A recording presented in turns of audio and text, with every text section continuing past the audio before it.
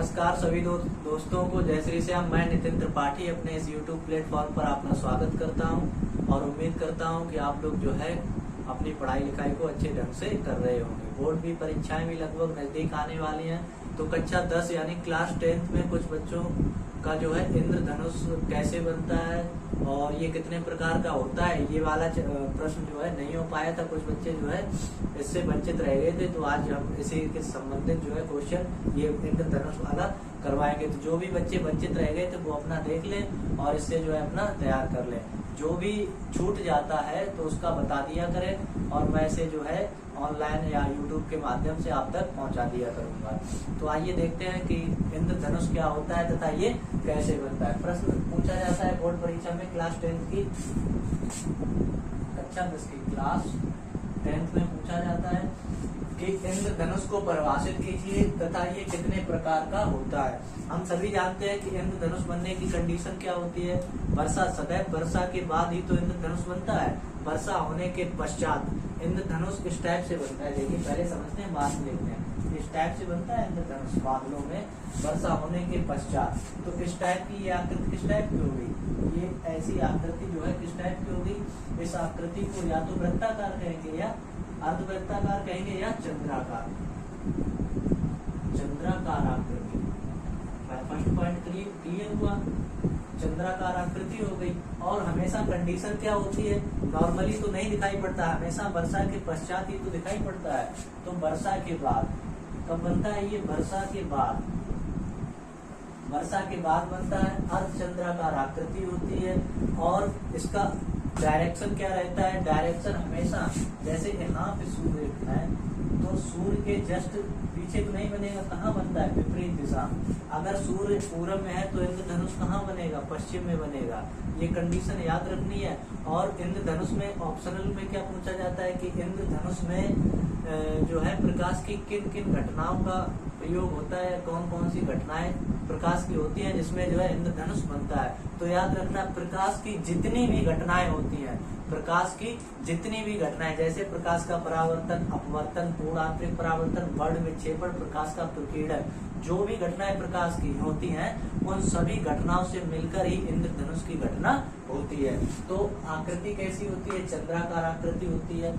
Condition क्या होती है कि वर्षा के बाद, और क्या दूसरी कंडीशन क्या बताई थी कि सूर्य के विपरीत दिशा में, सूर्य के विपरीत दिशा में, देखिए सूर्य के विपरीत दिशा। और ये कितने प्रकार का होता है अभी हम सभी का जो है एक्सप्लेन करेंगे। तो और ट्रिकी वे से पढ़ाने की कोशिश करूंगा। ट्रिक एक ऐसी चीज होती है जिससे जो हम किसी भी जो भी टॉपिक होता है उसे अच्छे से क्लियर कर लेते हैं। तो देखिए पहले इसको हम समझते हैं, इसको लिखते हैं, उसके बाद में हम इनके प्रकार बताएंगे और प्रकार आप लोग जो है तुरंत याद कर लेंगे। तो देखिए हमने अभी क्या बताया था, वर्षा होने के पश्चात। इसका आंसर कैसे लिखा जाएगा, लिखिए वर्षा होने के बाद, वर्षा होने के बाद विभिन्न परिस्थितियों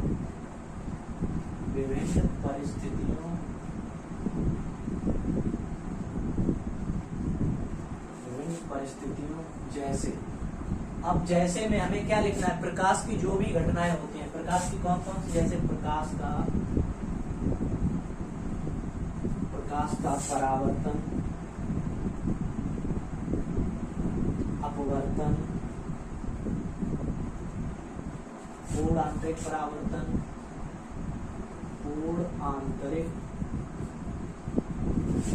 परावर्तन,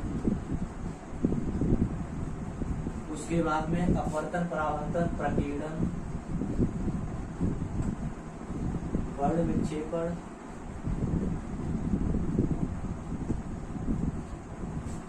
सभी हो गए लगभग। वर्ण विक्षेपण भी हो गया, प्रकीर्णन भी हो गया, पूर्ण आंतरिक परावर्तन के द्वारा।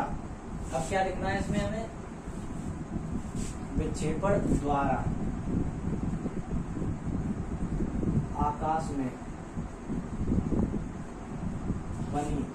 अभी हमने आकृति कैसी बताई थी, अर्धचंद्राकार या अर्धवृत्ताकार। तो आकाश में बनी अर्धवृत्ताकार, ऐसे लिखते हैं, बनी चंद्राकार आकृति। अर्ध लिखना है, आधा ही बनता है, अर्ध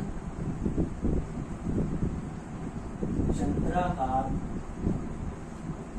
आकृति, अर्धचंद्राकार आकृति क्या कहलाती है? इंद्रधनुष, इंद्रधनुष कहलाती है। बिल्कुल सिंपल सी परिभाषा है, बिल्कुल भी सिंपल सी परिभाषा दी है। इसे याद कर लेना कि वर्षा होने के बाद विभिन्न परिस्थितियों, अब प्रकाश की जो भी घटनाएं हमने ऑफलाइन क्लासेस में बताई, प्रकाश का परावर्तन, अपवर्तन, पूर्णांतरिक परावर्तन, प्रकीर्णन, वर्ण विक्षेपण द्वारा आकाश में बनी अर्धचंद्राकार आकृति इंद्रधनुष कहलाती है। अब इसमें एक पॉइंट लिख देना है कि यह सदैव सूर्य के विपरीत दिशा में बनता है। किस दिशा में बनता है? विपरीत दिशा में बनता है। ये पॉइंट लिख देना है। अब देखिए इंद्रधनुष तो हमने पढ़ लिया, इतना क्वेश्चन हमारा परिभाषित हो गया। अब ये कितने प्रकार का होता है? तो देखिए प्रकार इसके लिखने हैं हमें। अब हम लिख रहे हैं प्रकार। देखिए प्रकार में हमें नॉर्मली क्या लिखना है? प्रकार में हमें लिखना है नंबर फर्स्ट में एक तो होता है प्राथमिक इंद्रधनुष, प्राथमिक इंद्रधनुष। और दूसरा प्रकार कौन सा होता है इसका? दूसरा प्रकार होता है द्वितीयक इंद्रधनुष। ये दो प्रकार के होते हैं, नंबर एक प्राथमिक इंद्रधनुष और द्वितीयक इंद्रधनुष। अब बात आती है कि प्राथमिक इंद्रधनुष कैसे कहते हैं और द्वितीयक इंद्रधनुष किसे कहते हैं। तो इसका बहुत सिंपल तरीका है। देखिए बाहर लाल अंदर नीला, बाहर लाल अंदर नीला, यह होता छोटा और चमकीला। बाहर लाल अंदर नीला, यह होता छोटा और चमकीला। दो बार, अब यहाँ पे अगली लिखिए, दो बार अपवर्तन, एक परावर्तन, एक परावर्तन बनता है प्राथमिक इंद्रधनुष, बनता है प्राथमिक इंद्रधनुष। बस हो गया। प्राथमिक इंद्रधनुष किसे कहते हैं तो याद रखना है, इसमें इसे कैसे डिफाइन करना है। देखिए इसे याद रखना है कि बाहर, यही ट्रिक है, बाहर नीला, बाहर लाल अंदर नीला, यह होता छोटा और चमकीला।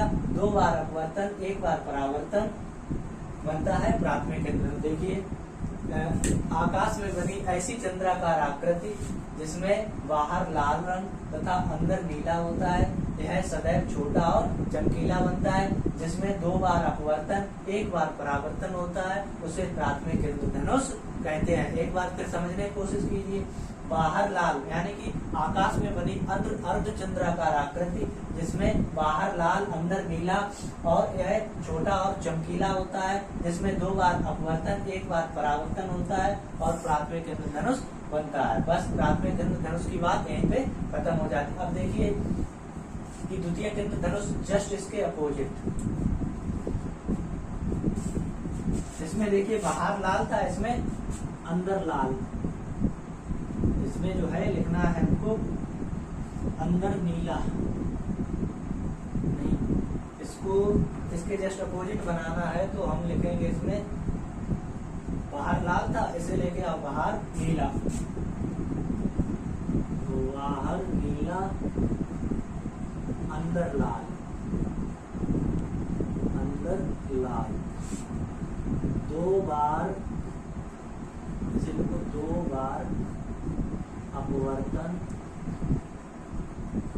परावर्तन, दो बार अपवर्तन परावर्तन का सवाल।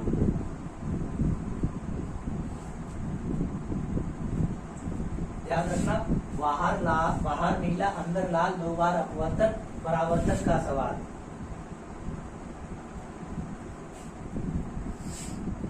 अब देखिए यह होता बड़ा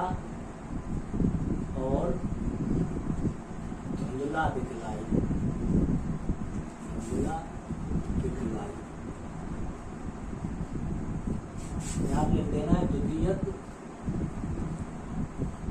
इंद्रधनुष कहलाई। धुंधला यहाँ सही से लिख ले रहा हूँ, दिखलाई।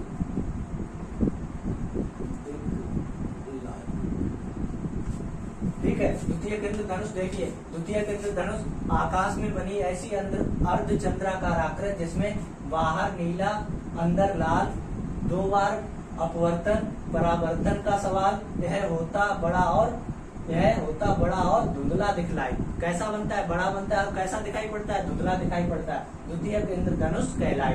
अब देखिए, आकाश में बनी ऐसी अर्धचंद्राकार आकृति जिसमें बाहर नीला और अंदर लाल और 2 बार परावर्तन और 2 बार अपवर्तन होता है, यह बड़ा और धुंधला दिखाई पड़ता है, जिसे द्वितीयक इंद्रधनुष कहते हैं।